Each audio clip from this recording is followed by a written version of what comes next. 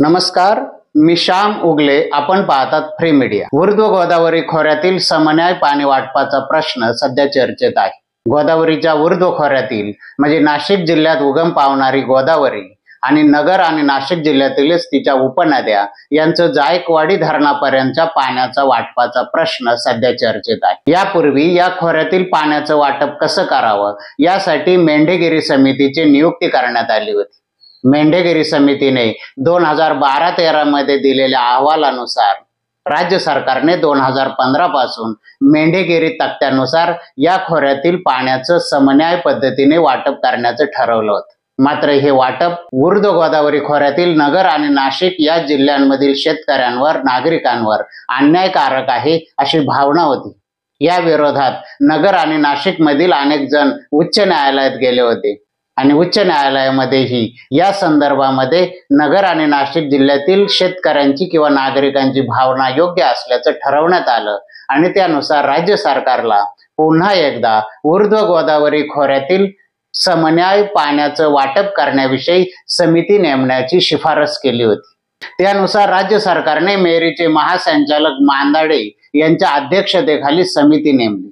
मांदाडे यांच्या समितीने काही महिन्यांपूर्वी आपला समन्वय पाणी वाटप तत्वाचा अहवाल राज्य सरकारच्या MWRRA ला सादर केला आहे. महाराष्ट्र जलसंपत्ती नियामक प्राधिकरणाकडे हा अहवाल सादर केल्यानंतर विशेषतः मराठवाड्यातील लोकांनी त्याला विरोध केलेला आहे.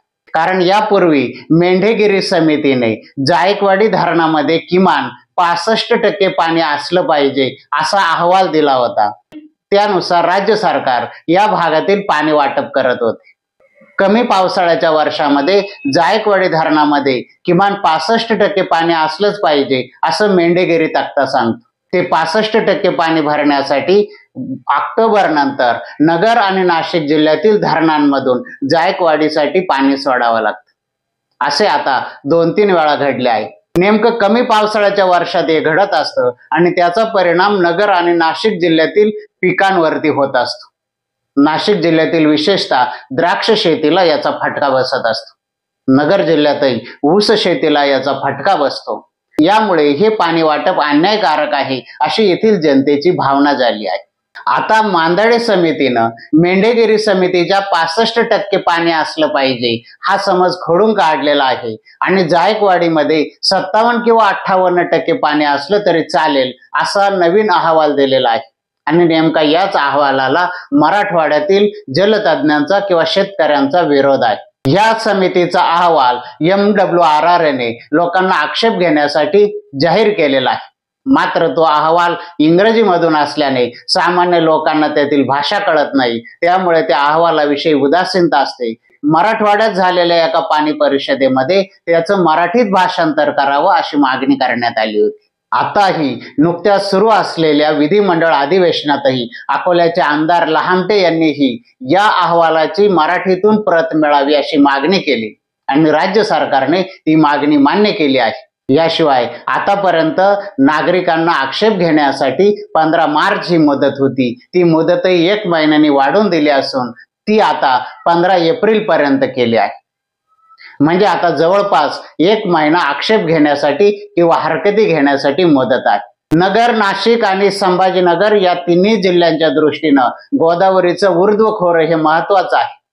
मेंढेगिरी समितीच्या तक्त्यानुसार पाणी सोडलं जाण्याचं प्रमाण हे नाशिकमधील धरणांमधून अधिक आहे. यामुळे त्याचा खरा फटका हा नाशिकच्या नागरिकांना आणि नाशिकच्या शेतकऱ्यांना होतो. नाशिक शहरातील राहणाऱ्या लोकांनाही गंगापूर धरणातून पाणी सोडलं जातं त्यावेळेस त्या वर्षी पाणी टंचाईचा सामना करावा लागतो. त्याच पद्धतीनं धरणांमधून पाणी सोडलं जातं तर त्याचा फटका शेतीच्या आवर्तनांना बसतो. नाशिकच्या पश्चिम भागामधील पहिल्या टप्प्यातील म्हणजे नाशिक, निफाड आणि दिंडोरी, इगतपुरी या तालुक्यांमध्ये द्राक्ष बागांचं प्रमाण मोठं आहे. द्राक्ष बागा हे वर्षभराचं पीक असतं आणि अशा परिस्थितीमध्ये एखाद्या कमी पावसाच्या वर्षामध्ये जर धरणाचं पाणी खाली सोडून दिलं आणि एखादं आवर्तन कमी झालं तरी त्याचा परिणाम हा द्राक्ष शेतीवर होतो. द्राक्ष ही निर्यात प्रधान शेती आहे. देशाच्या अर्थव्यवस्थेला बळ देणारी ही शेती आहे आणि द्राक्ष शेतीवरच या पाणी सोडल्याचा परिणाम होत असतो. ऊर्ध्व गोदावरी खोऱ्यातील पाणी वाटप समन्यायाच्या नावाने नाशिककरांवर अन्याय करणार आहे अशी सार्वत्रिक भावना आहे. मात्र नाशिककर याबाबत फारसे जागरूक असल्याचे दिसत नाही. पाणी सोडलं जातात त्यावेळेस काहीतरी लिंबू टिंबू आंदोलन करायचे आणि प्रसिद्धी मिळवायचे, याच्या पलीकडे नाशिककर फारसं लक्ष देत नाही.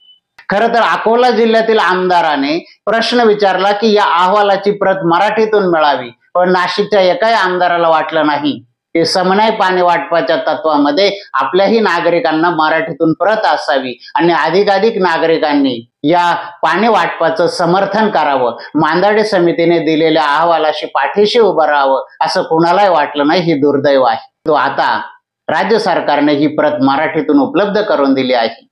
किमान नाशिकच्या लोकांनी अधिकाधिक जागरूकपणे या समितीच्या अहवालाचा मराठीतून अभ्यास करावा आणि त्या अहवालाला पाठिंबा दर्शवा. अन्यथा पुन्हा एकदा संभाजीनगरच्या भागामध्ये याविषयी निर्माण करण्यात आलेल्या जनजागृतीतून तेथून जास्त आक्षेप घेतले जातील आणि पुन्हा आपल्यासाठी मेंढेगिरीच्या तक्त्याचीच अंमलबजावणी केली जाईल. यामुळे वेळी जागरूक होण्याची गरज आहे आणि आपलं समर्थनही देण्याची गरज आहे. अशाच प्रकारची माहिती आणि विश्लेषणासाठी बघत राहा फ्री मीडिया. फ्री मीडियाला लाईक करा, शेअर करा, सबस्क्राईब करा. धन्यवाद.